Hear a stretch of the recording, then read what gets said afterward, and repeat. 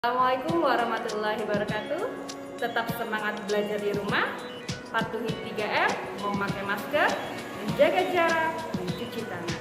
Nah, sekarang kita simak videonya ya. Subtema 1, Pembelajaran 1.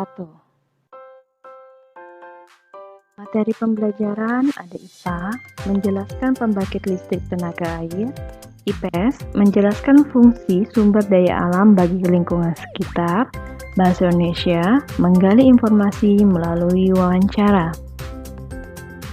Menjelaskan pembangkit listrik tenaga air. Waduk adalah penampung air dalam jumlah yang sangat banyak. Contohnya ada Waduk Jatiluhur yang terletak di Jawa Barat. Energi air pada waduk tersebut kemudian dapat dimanfaatkan untuk pembangkit listrik yang digunakan masyarakat dalam kehidupan sehari-hari. Nah, ini ada contoh waduk ya. Nah, dari aliran air waduk ini akan memutar turbin. Nah, putaran turbin tersebut akan mengaktifkan generator.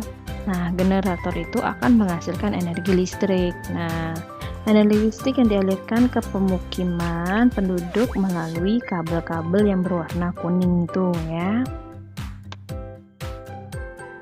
Energi merupakan kemampuan untuk melakukan usaha. Energi tidak dapat diciptakan atau tidak dapat dimusnahkan.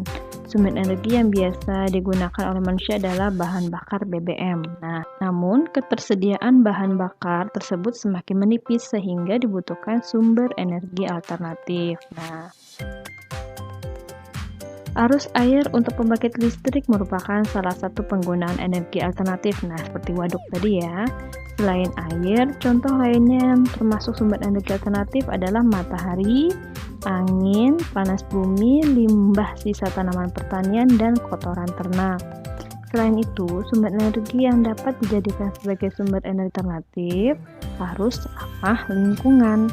Nah, menjelaskan fungsi sumber daya alam bagi lingkungan sekitar. Sumber daya alam atau SDA adalah segala sesuatu yang berasal dari alam dan dimanfaatkan untuk memenuhi kebutuhan manusia. Sumber daya alam dikelompokkan menjadi dua, yaitu berdasarkan lokasi, yaitu ada di darat dan ada di perairan. Nah, ini sumber daya alam kita ya. Nah, sedangkan berdasarkan sifatnya, jadi sumber daya alam dikelompokkan menjadi dua juga. Jadi sumber daya alam yang dapat diperbaharui dan sumber daya alam yang tidak dapat diperbaharui. Menggali informasi melalui wawancara. Yang dapat kita lakukan untuk menggali informasi mengenai suatu hal antara lain kita bisa membuka internet, membaca buku, mencari informasi di majalah. Nah, namun ada cara lain yang dapat dilakukan untuk menggali informasi adalah yaitu melakukan wawancara. Nah, wawancara ini adalah kegiatan tanya jawab antara penanya dan pemberi informasi atau narasumber ahlinya ya. Nah, ini ada tanya jawab ya, wawancara antara penanya dan narasumbernya, ahlinya ya. Nah, langkah dalam melakukan wawancara. Yang pertama, fokus kepada hal yang ditanyakan. Membuat daftar pertanyaan, menentukan narasumber, melakukan wawancara, mencatat hal-hal penting seputar jawaban, dan membuat kesimpulan hasil wawancara.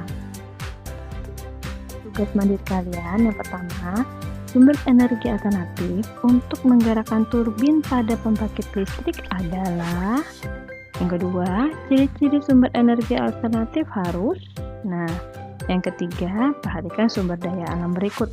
Nah, kalian kelompokkan ya sumber daya alam yang dapat diperbaharui, ini yang tidak akan bisa habis, dan sumber daya alam yang tidak dapat diperbaharui. Yang tidak dapat diperbaharui adalah sumber daya alam yang bisa habis. Nah, kalian kelompokkan yang mana ya.